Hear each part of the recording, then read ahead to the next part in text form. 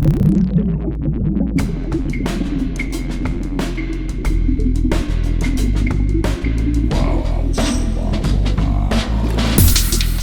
listening to ArTEEtude, a podcast with artists created and produced by Detlef Schlich, a visual artist and ritual designer, living and loving in West Cork, and best known for his essay about the cause and effect of shamanism, art and digital culture.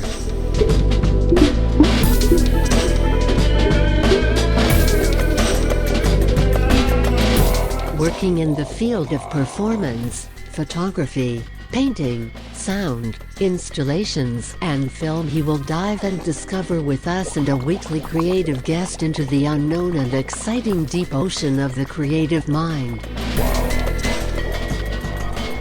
This is Detlef Schlich, and today we dive into the deep and unknown, exciting ocean of the creative mind together with Leo Rodas, an artist from California, and we had already Leo last week in it, and we learned about his life in Guatemala a little bit, and how he became an artist, which was quite interesting, quite funny, because it shows that it is never too late, because he started quite late in his 50s, no, actually 2018 to become an artist, which is unbelievably great, and his artwork is great. He is as well member of the Love West Cork Artists group, and I'm happy to have him there in this group because he's very enthusiastic, and it shows how you can survive life without too many depressions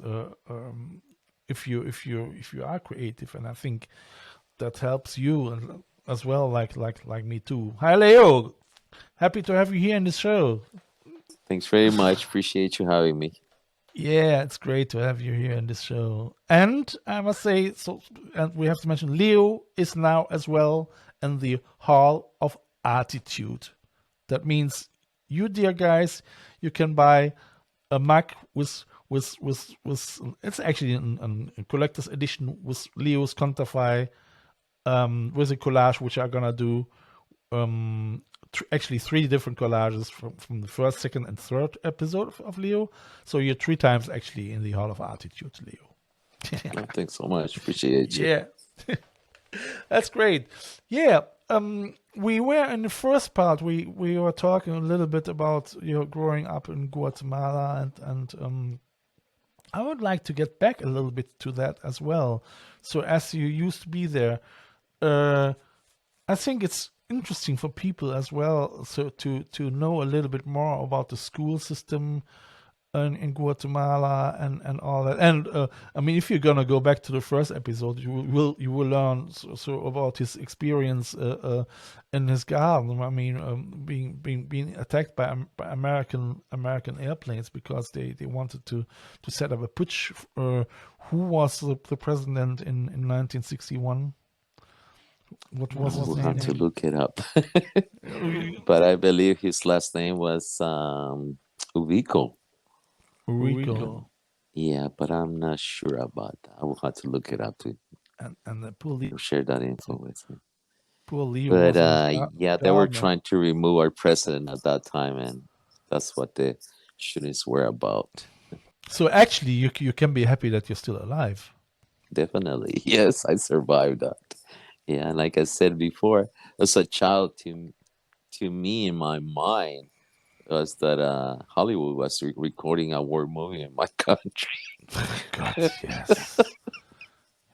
So, it's funny to me, but I guess that's me celebrating my life. That I'm still here.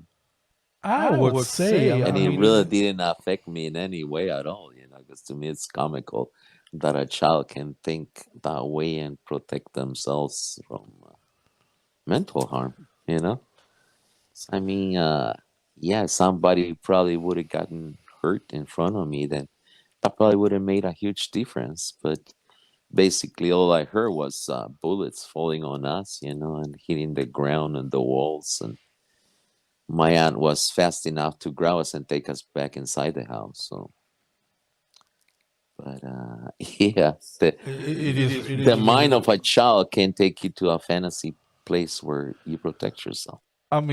Sure, and especially if you are four, and if you never ever get confronted with violence, you really think, it's just a game, isn't it? It's just a game, exactly. Yeah. So when did you realize the first time that you were happy that you're still alive? Well, I always been happy that I'm alive. I've always been thankful of it. In my opinion, and the way I am, I say I've been successful with my life, and it's not bragging, but I've been able to accomplish what I needed to accomplish. Yeah, Um, when I was going to school, I already knew that it will be very difficult. My microphone. It will yeah. be difficult for me to make a good living as an artist. Yeah. I always appreciated the craft and always practice it as much as possible, but it's something that I always said to myself, that's what I'm going to do when I retire. Okay, so that means in your younger year. So first of all, you went in Guatemala to the 4 or 5 classes, and then you went to college, or how was your. In Guatemala, I only did elementary school from first grade to sixth. I mean, kindergarten to sixth grade. And was that quite encouraging? It was very Or encouraging. I At the time, I was interested in biology. The yeah, human body interests me a lot, yeah, and by the time I finished my sixth grade, I knew every muscle, every bone and organ in a human body. yeah.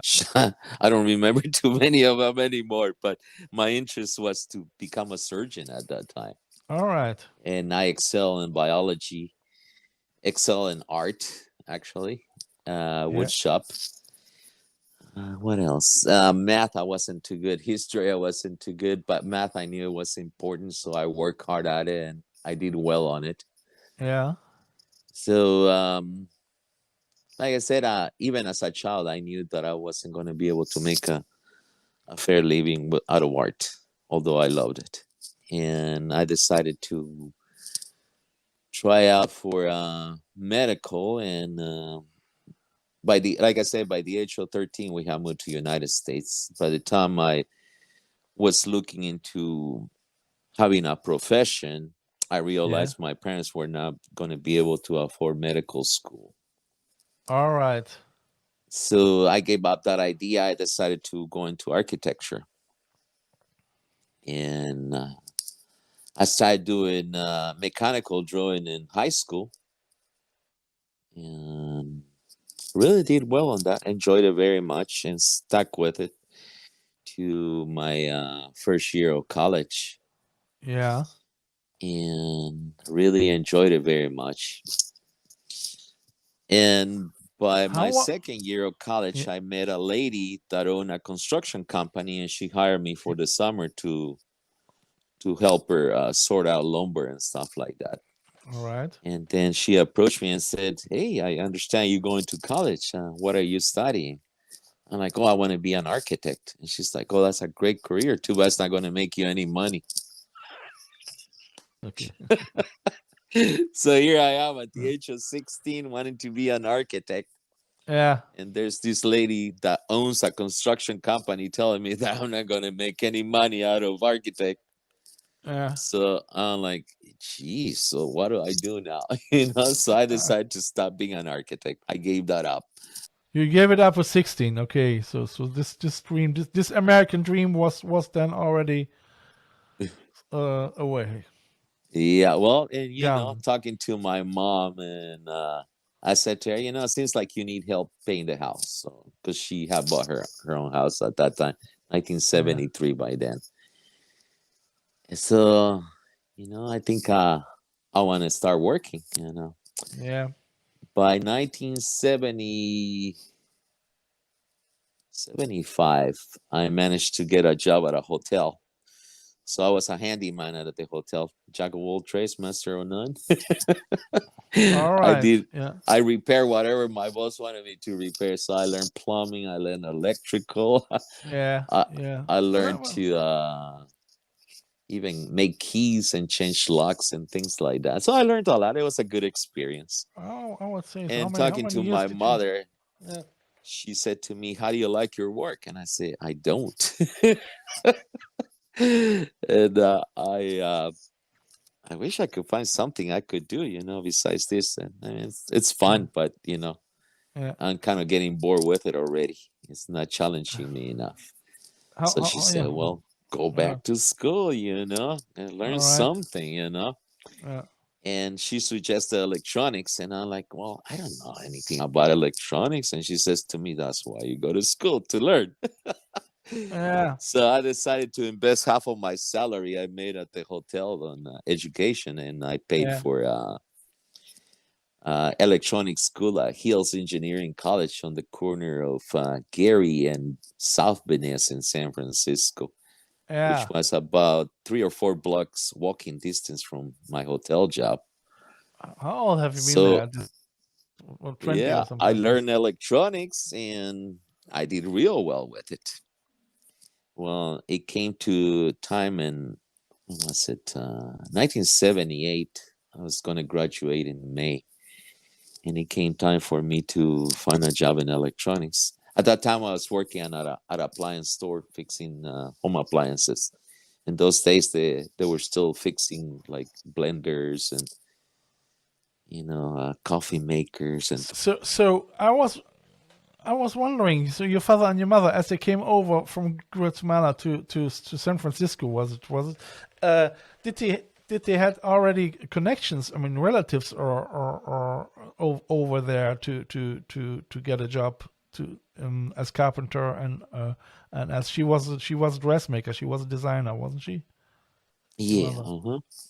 yeah. Well, my dad did not want to stay in the United States, so he went back to Guatemala, and my mother decided to stay here. And like I said, she had already bought her house in San Francisco at that time. And the funny thing is that the house was only worth $15,000.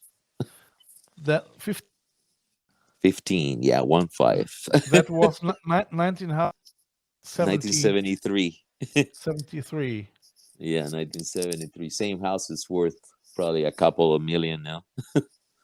Probably and was at this time Yeah, this time, yeah, that's probably. at this height as well. I mean, far more quieter than nowadays.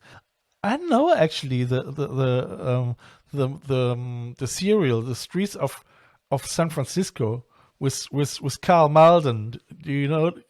Do you notice this show? Which one? The Streets of San Francisco. I mean, that's Oh, Streets of San Francisco. Yeah, that's a good TV program. Yeah. You can only find it on Nickelodeon nowadays. Yeah, they haven't played that in regular TV for quite a while. It was Carl Malden and who else was it? The other fellow. She's Carl Malden. I mean, Carl Malden was the one with his big nose, yeah. This big red wine and nose. the young guy was gosh, he was in so many movies too. Yeah. I forget his name. Yeah, I mean, He's Kirk Douglas's son, Michael Douglas. Yeah, That's Michael Douglas. Michael Douglas as a young Yeah. man. Yes. I really liked. I mean, it was really this street and all this stylish music and everything, So I really enjoyed that very much, So it was. It transported. Yeah, see, that's the era when I grew up in San Francisco. It's kind of like that, It transported somehow. Very colorful. How was it for you? What was it a very hippie? Did you had a hippie life or? I came at the end of the hippie era. 69 was when the hippies really were over with. And moved on and started doing different things. They moved to Central America, and yeah, a lot of the hippies are living in Guatemala nowadays. Yeah, sure. Or in Portugal, or are here in West Cork. Yeah, some of them are in Vietnam, some of them are in Malaysia. They're just all over, So hippies, But they moved on. They left California. I mean, you still run into some of them. They're in their 80s now. In fact, I met some of them. And they're still into smoking weed and doing drugs.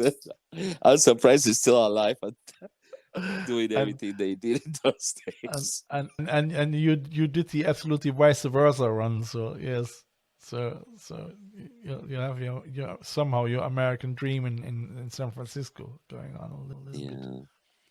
Yeah, San Francisco was fun growing up. I really enjoyed it. I really have nothing negative to say about it, except that it became a big city and pushed me out. Too crowded for me. That is everywhere. Same. I just came back from Cologne. I mean, I'm born in Cologne, 1 million population as well, and I'm happy to be back here in West Cork. I mean, it is the countryside. I really prefer that. I mean, the cities. You like the countryside as well, yeah. Mm-hmm. I mean, living in a city like Cologne, you need money. I don't know how it is in San Francisco. It's probably the same. Oh, geez, it's very expensive. I decided to go see a movie in San Francisco a few years ago. Yeah, and I spent $20 on the movie and spent $24 on the parking. Oh God! So that's $44 just for a movie. That's not including snacks. This is ArTEEtude.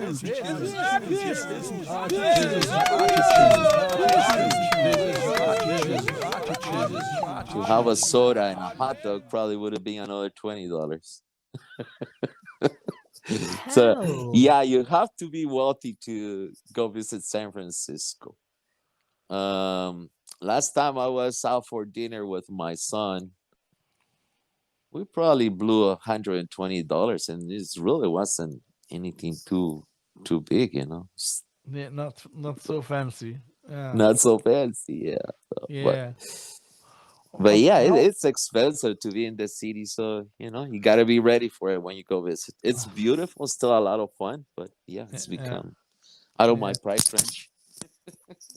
How is it with live music? Do you have a lot of bands in clubs playing there? I mean, probably not now, or it's live music still a lot of fun in San Francisco, but yeah, live music. Let's get into that subject. I grew up in San Francisco, and a lot of times when I was going to Everett Junior High School, which is on 16th and Church Street in San Francisco, about 2.5 blocks away from there, there's Dolores Park across the street from Mission High School, which is on 18th Street and Dolores, actually. And that's probably why the park is called Dolores Park. Well, okay. Carlos Santana used to play live there. Yeah. And I used to hear about it at my junior high school. And after school, we used to run on Fridays and go watch Carlos Santana play live music for us there. Malo, too, that's another group that was hosted by his oldest brother. And yeah, I grew up seeing Carlos Santana, Malo, Mabuhay, and a lot of the famous artists back in those days. There was a lot of music in San Francisco, and it was a lot. I can imagine that. Yeah. And I mean, I know a lot of people, Beatles fans from here. They went in the 69, 70s. It was Dornocker actually with his White Album to San Francisco in order to support them in America, So that was quite weird, yeah. Hey, I mean, great. I mean, I would say we're already almost at the end of the second episode, and I forgot completely, totally in the first episode to wish everyone a happy New Year, because we were so distracted with setting up this connection that I really I forgot it. So Happy New Year, dear listeners, and Happy New Year to everyone. And let's hope that we get in this 2022 through this glitch and everything went back somehow to normality a little bit. Would be nice, wouldn't it?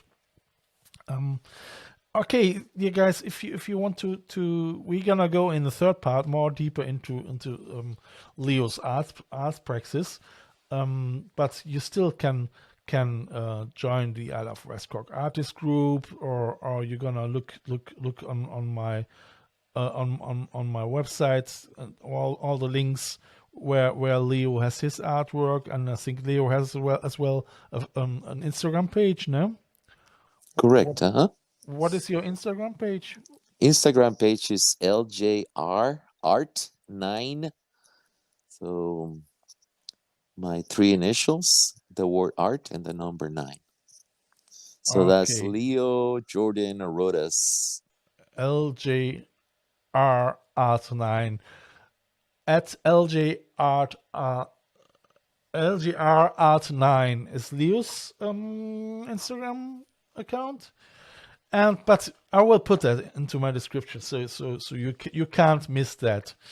If you want to join the I Love West Cork Artists group, everyone can do that on Facebook. You can find as well more information at Instagram at Detlef Schlich, or at ArTEEtude, or at I Love West Cork Artists too.